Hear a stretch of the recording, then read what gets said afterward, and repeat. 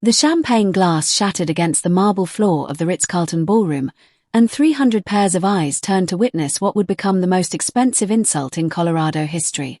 Colton Pierce stood there, his $5,000 suit perfectly tailored, his smile sharp as a knife, as he looked down at the woman kneeling among the broken crystal, the woman he just called the help in front of Denver's wealthiest elite.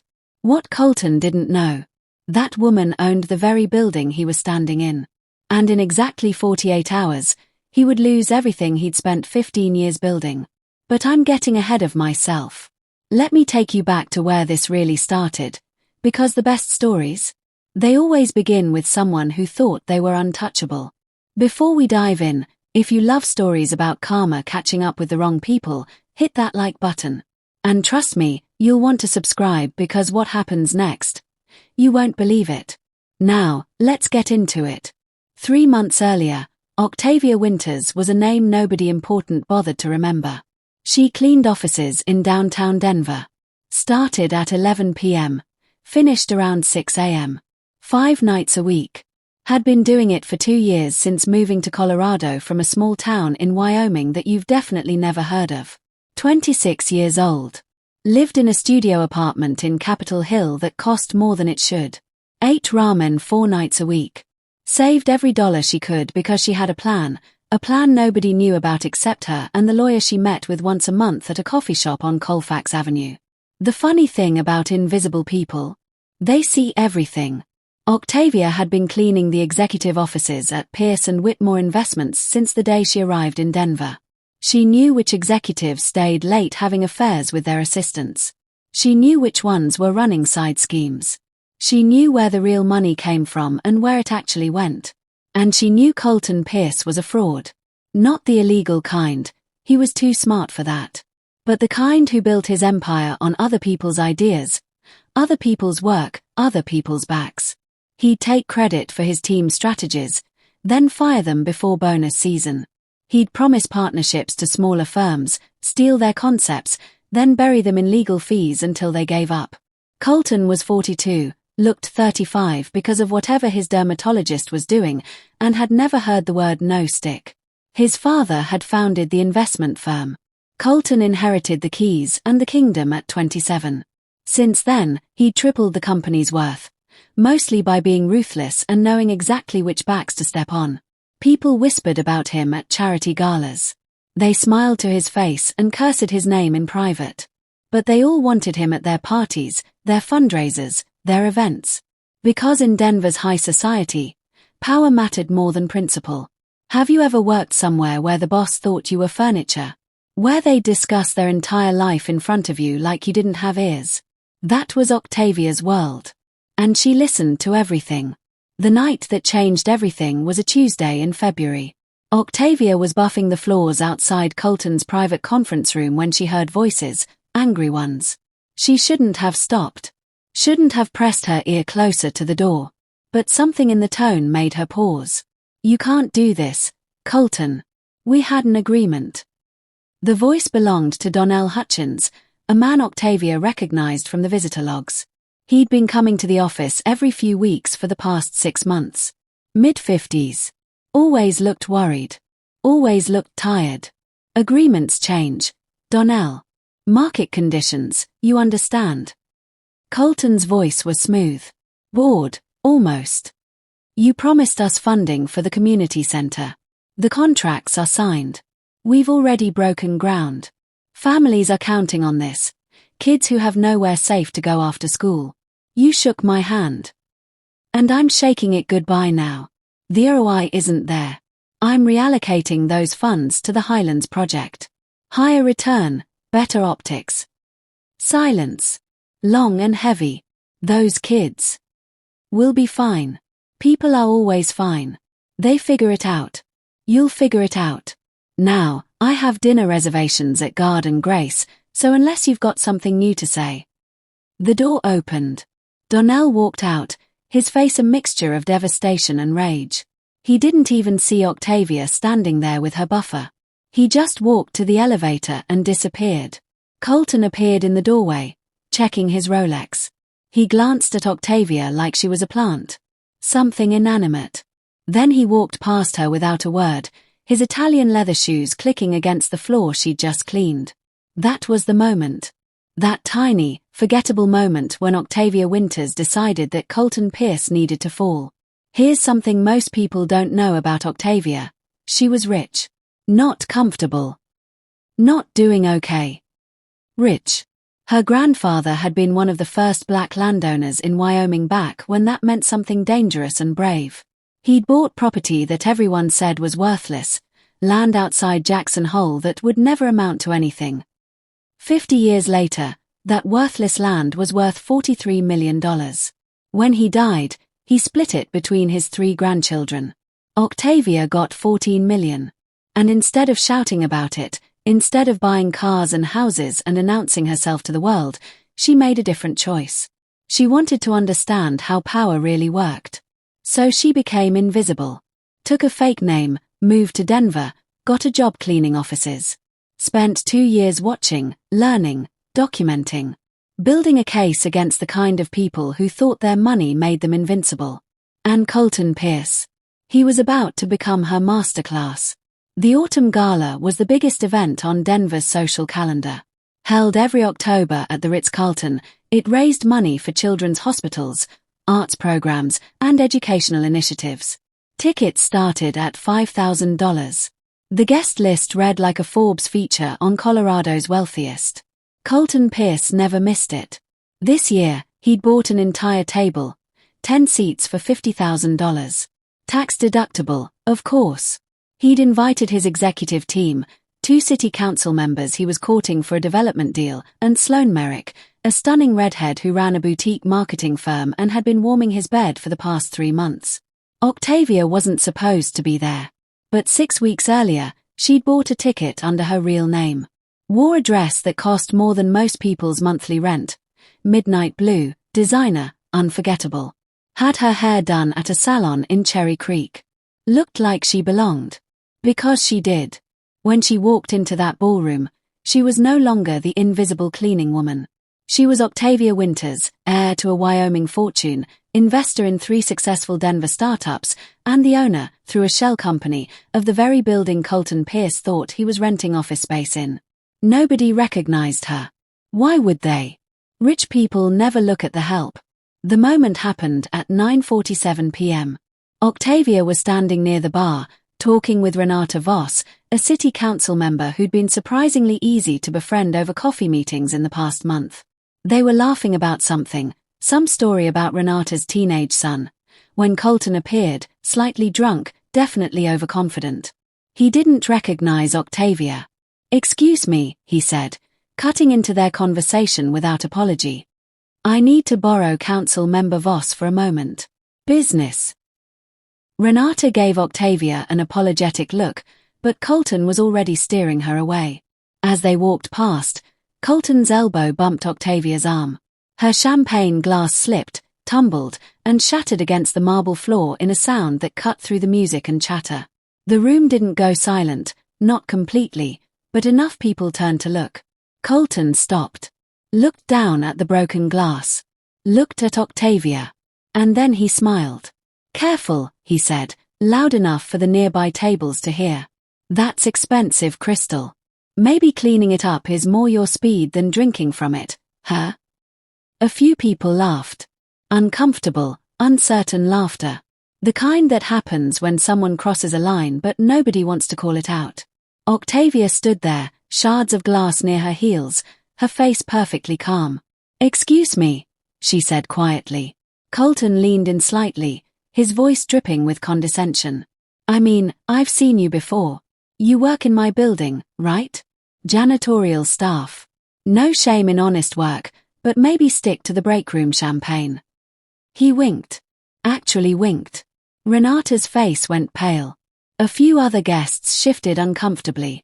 Octavia looked at Colton Pierce, really looked at him. At his smug smile. His careless posture. His absolute certainty that he could say anything, do anything, and face no consequences. She smiled back. "You're absolutely right," she said softly. "I should stick to what I'm good at." And then she walked away, leaving the broken glass on the floor. Colton turned back to Renata, already dismissing the interaction. Anyway, about that rezoning vote. What Colton didn't know, what he couldn't possibly know, was that Octavia had just made a phone call earlier that day. One phone call to her lawyer. One sentence, "It's time." Colton arrived at his office Monday morning to find a woman waiting in the lobby. Juniper Hale. Attorney. Expensive suit. Briefcase that probably cost more than a used car. "Mr. Pierce, I represent Octavia Winters and Sagewood Holdings LLC. I need 15 minutes of your time." Colton frowned. "I don't know anyone named Octavia Winters." "Oh, I think you do. You met her Saturday night. You insulted her in front of roughly 30 witnesses. But that's not why I'm here." 15 minutes later, Colton sat in his own conference room, listening to Juniper explain that Sagewood Holdings LLC owned his building, that they were terminating his lease, that he had 90 days to vacate. "That's insane," Colton said, his voice tight. "We have a contract. 5 years. You can't just." "Read Clause 14, subsection C," Juniper said calmly. "The landlord reserves the right to terminate with 90 days' notice if the tenant engages in behavior deemed detrimental to the property's reputation. You publicly humiliated the building's owner. That qualifies." "The owner? Who?" "Octavia Winters. She purchased this building 18 months ago. You've been paying rent to her the entire time." The color drained from Colton's face. "The cleaning woman." "Ms. Winters is an investor, philanthropist, and as of this morning, the primary shareholder in 3 companies your firm does business with. She's requested they pause all contracts with Pierce and Whitmore pending review." Colton stood up so fast his chair tipped backward. "This is extortion." "No, Mr. Pierce. This is consequence. Remember Colton Pierce, the man who publicly humiliated a woman he thought was just the help. Well, earlier, he found out that woman, Octavia Winters, actually owned his building and just kicked him out. But losing his office space? That was just her opening move. Because what happens next is a complete dismantling of a man who thought he was too powerful to fall. And trust me, by the end of this, you'll understand why you should never underestimate someone just because you think they're beneath you. If you haven't hit that like button yet, do it now. And subscribe because this ending, you need to see it. Let's go. Colton Pierce thought he could recover. He'd found new office space, smaller, not as prestigious, but functional. He'd called emergency meetings with his executive team. He'd even hired a crisis management firm to handle the optics. Just a minor setback, he told his investors during a conference call. We're pivoting. Adapting. That's what successful companies do. But Octavia wasn't done. Not even close. The second move came on a Thursday afternoon.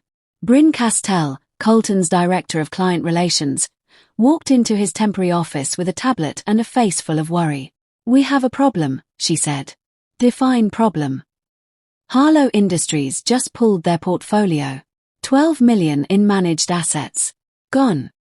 Colton's jaw tightened. "Why?"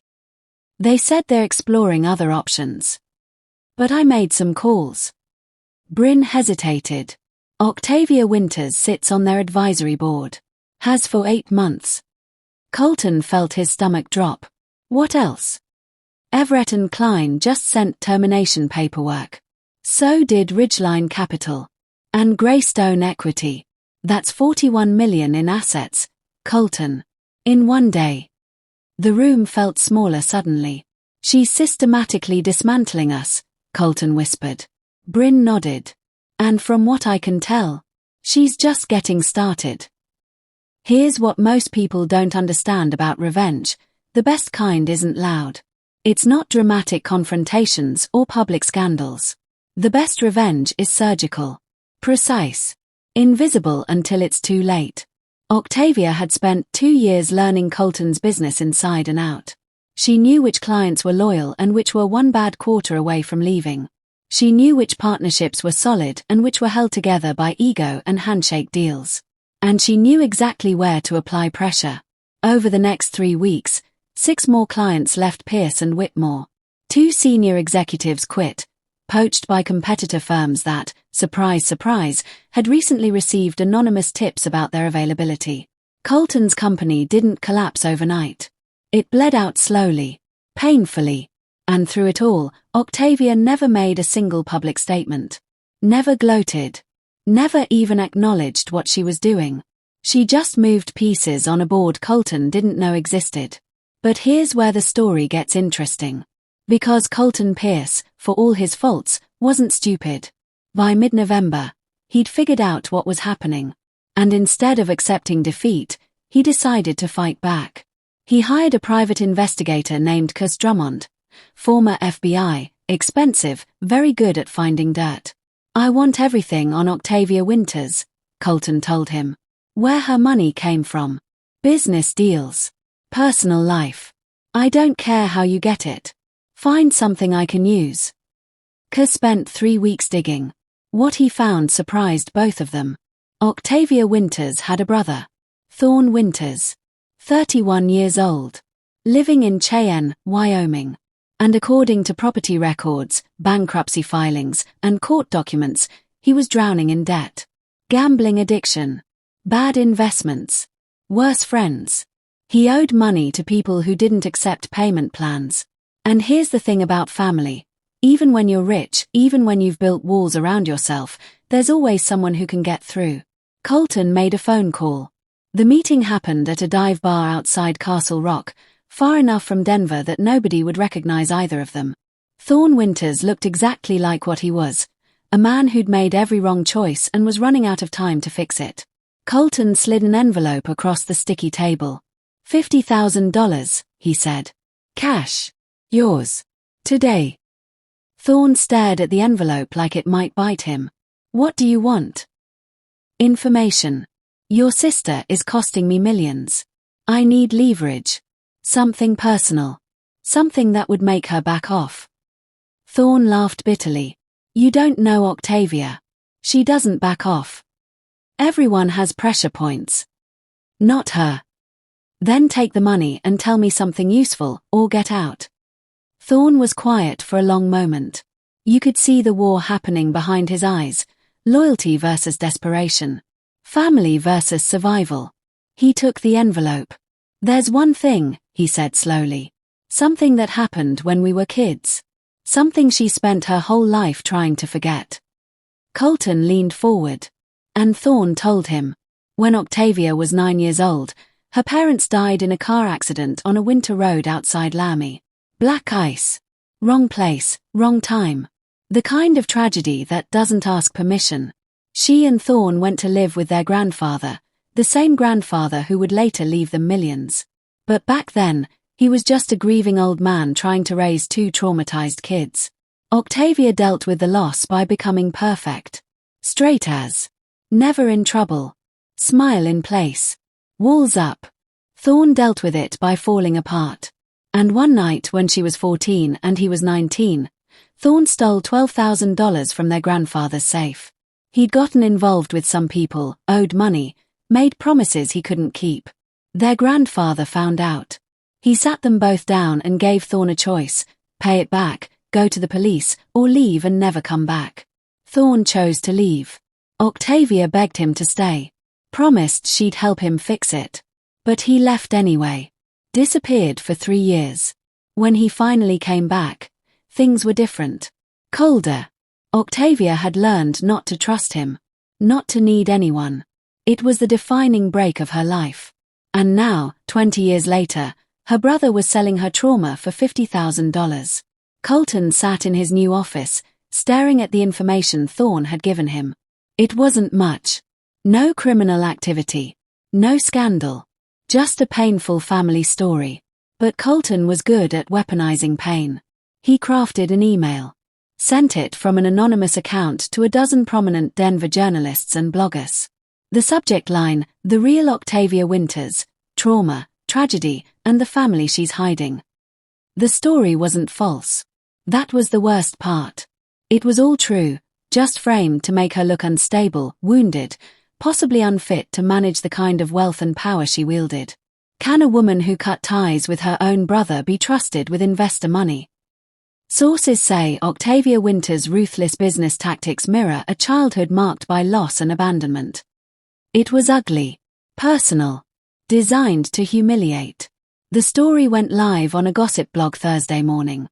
By noon, it had been picked up by 2 legitimate news outlets. By 3 p.m., Octavia's phone was ringing non-stop. Octavia didn't panic.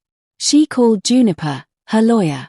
They strategized, prepared a statement, threatened legal action against the blog. But that night, alone in her apartment overlooking downtown Denver, Octavia did something she rarely allowed herself to do. She cried. Not because the story was public. Not because people were talking. But because Thorne had been the one to sell it.